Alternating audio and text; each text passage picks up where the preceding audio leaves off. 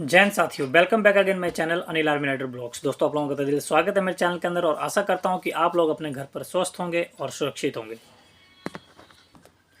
आज की वीडियो बहुत ही इंपॉर्टेंट रहने वाली है आप लोगों के लिए। आज की जो वीडियो है मैं लेकर आया हूँ डिफेंस पेंशन कितने प्रकार की होती हैं और कौन कौन सी जो है डिफेंस पर्सन को जो पेंशन मिलती हैं, तो सारी वीडियो जानकारी इस वीडियो के अंदर मिलेगी। तो इस वीडियो को जितना हो सकता है और लोगों के साथ जरूर शेयर कर देना। ज़्यादा देर न करते हुए वीडियो को स्टार्ट करते हैं। जितने भाई बहन मुझसे जुड़े हुए हैं और जिन्होंने मेरे चैनल को सब्सक्राइब कर रखा है तो उनको मेरा जय हिंद और राम। चलिए ज़्यादा देर न करते हुए वीडियो स्टार्ट करते हैं। तो डिफेंस पर्सन्स के ये जो पेंशन के जो प्रकार हैं और कैलकुलेशन की पूरी जानकारी मैं इस वीडियो के अंदर दूंगा। तो डिफेंस पर्सन यानी कि एक्स सर्विसमैन को रिटायरमेंट के बाद जो है जीवन यापन में जो काफ़ी सहायक होती है वो होती है डिफेंस पेंशन।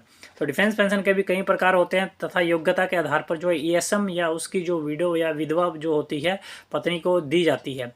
तो पेंशन के लिए भी डिफेंस पर्सन को सर्विस की कुछ टर्म्स एंड कंडीशन के ऊपर जो है पूरा उनको करना होता है। उसके पश्चात ही वो डिफेंस पेंशन के लिए योग्य होते हैं।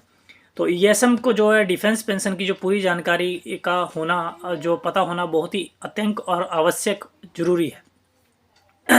हालांकि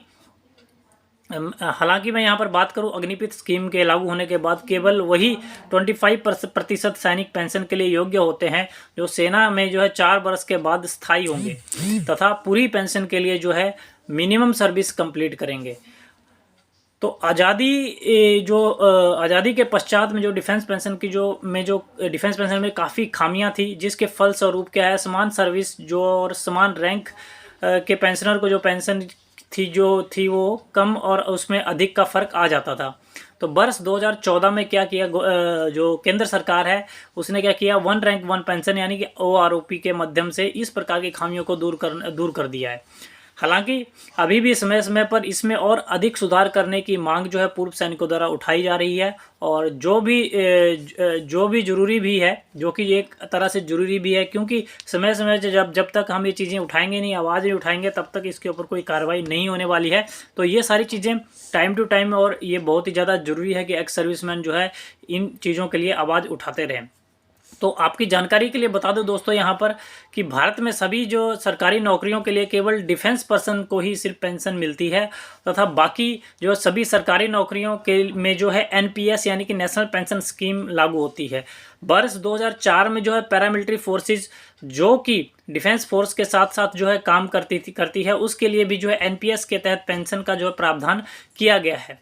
तो इस वीडियो में हम बात करेंगे कि पेंशन जो डिफेंस पर्सन जो को मिलने वाली जो है अलग अलग प्रकार की जो डिफेंस पेंशन के बारे में और रिटायरमेंट के बाद जो है जो एक्स सर्विसमैन को कितनी पेंशन मिलती है और डिफेंस पर्सन को जो है पेंशन जो है PCDA पेंशन विभाग द्वारा दी जाती है। तो हम आज बात करेंगे टाइप ऑफ डिफेंस पेंशन की। तो पहली जो पेंशन होती है वो होती है सर्विस पेंशन, यानी कि सर्विस पेंशन जो कि JCOs और PVR को पेंशन जो है क्वालिफाई सर्विस कंप्लीट करने पर ही मिलती है। JCO तथा PVR को जो है सर्विस पेंशन प्राप्त करने के लिए कम से कम 15 वर्ष की जो सर्विस कंप्लीट होना बहुत ही ज़्यादा अनिवार्य है। 15 वर्ष के बाद ही आपको पेंशन मिलेगी।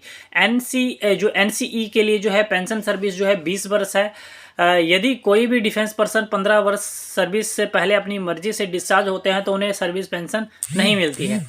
तो सर्विस पेंशन जो है रिटायरमेंट केस में मिलने वाले जो है एमुलमेंट का जो 50% मिलती है, यानी कि पेंशन कैलकुलेट करते समय जो आपकी बेसिक पे प्लस मिलिट्री सर्विस पे प्लस आपकी क्लास पे प्लस अगर आप एक्स ग्रुप में आपने अगर जॉब किया है तो एक्स ग्रुप की जो है आपको जो एक्स ग्रुप का जो आपको पेमेंट मिलता है वो एक्स ग्रुप का जितना भी जो 7-8 हज़ार मिलता है वो प्लस उसका 50% सर्विस पेंशन के रूप में मिलता है। तो सर्विस पेंशन जो है 3500 रुपये से कम नहीं हो सकती है और सर्विस पेंशन का जो है 50% तक का जो है JCO और अन्य जो है रैंक को जो है कम्यूट भी यहाँ पर कर सकते हैं। सेकंड बात करते हैं, सेकंड जो पेंशन मिलती है वो होती है डिसेबिलिटी पेंशन, यानी कि डिसेबिलिटी पेंशन सेना के उन जवानों को मिलती है जो डिसेबिलिटी के कारण जो है रिटायर्ड यानी कि इनवैलिड आउट ऑफ सर्विस जो हो गए हैं।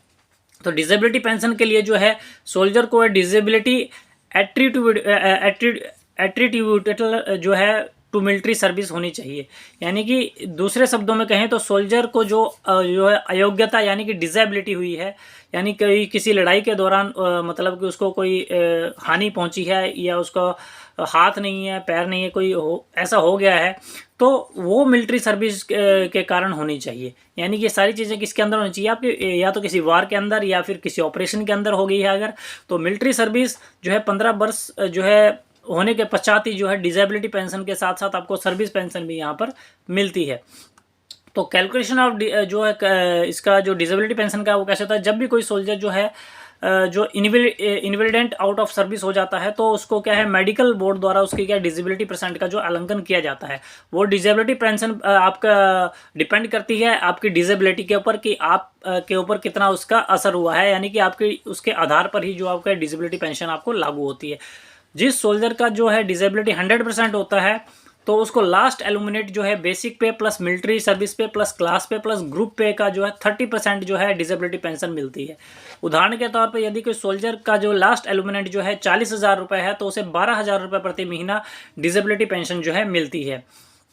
यदि इसी प्रकार जो है डिसेबिलिटी जो है परसेंटेज कम है, तो उसकी डिसेबिलिटी पेंशन भी उसकी डिसेबिलिटी परसेंटेज के अनुपात के से ही कम हो जाती है। तो आपके जानकारी के लिए मैं यहाँ पर बता दूं दोस्तों कि 20% से 49% तक की डिसेबिलिटी जो है 50% डिसेबिलिटी एलिमिनेट मानी जाती है। यानी कि 50% से 75% जो डिसेबिलिटी था, 76% से 100% तक डिसेबिलिटी सोल्जर को 100% डिसेबिलिटी पेंशन का प्रावधान है दोस्तों यहाँ पर। तो 20% से कम डिसेबिलिटी को जहाँ पर डिसेबिलिटी पेंशन नहीं मिलती है। ईएसएम को जो है 2 बार जो है डिसेबिलिटी पेंशन के लिए अपील कर सकता है। डिसेबिलिटी पेंशन जो होती है रिजेक्ट होने के 6 महीने के अंदर उसे अपील करना होता है। अब थर्ड नंबर बात करते हैं जो स्पेशल जो है फैमिली पेंशन होती है। जो स्पेशल फैमिली पेंशन होती है मरणोपरांत यानी कि सोल्जर के नेक्स्ट ऑफ किन को मिलती है।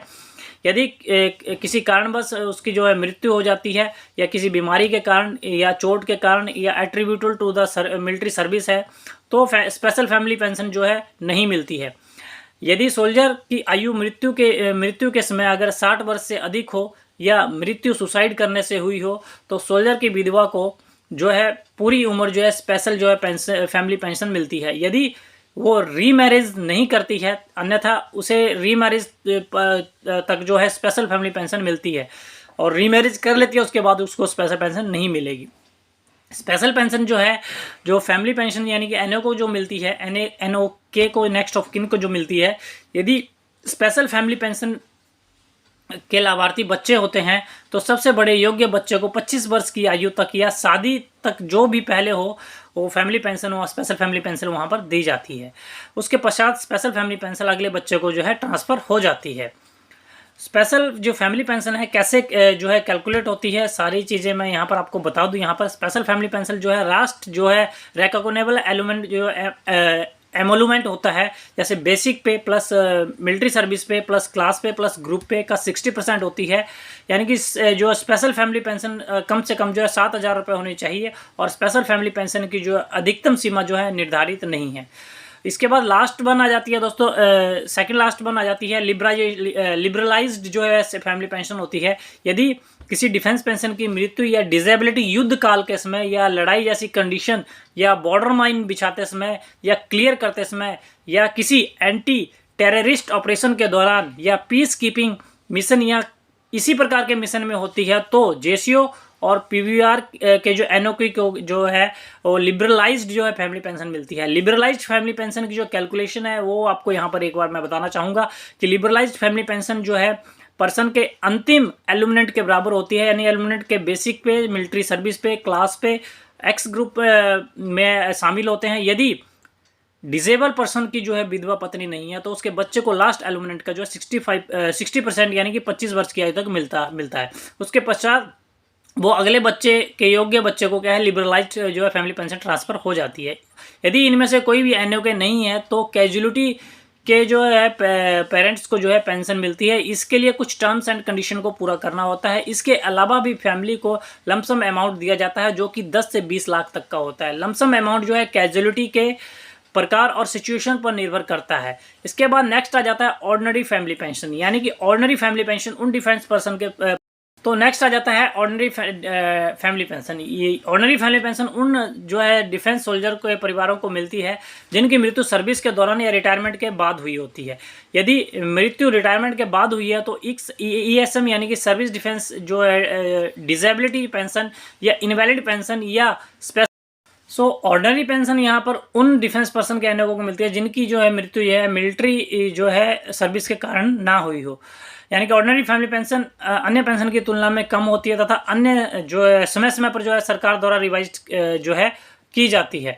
तो ये न्यूज़ केवल जानकारी के लिए है तथा इस जानकारी को ऑफिशियल पर्पज़ के लिए इस्तेमाल नहीं किया जा सकता है। दोस्तों, जो मैंने यहाँ पर आपको जानकारी बताई है तो ये सिर्फ एक आपके लिए सिर्फ जानकारी है और इसको भी किसी भी ऑफिशियल पर्पज़ के लिए आप यूज़ नहीं कर सकते हो।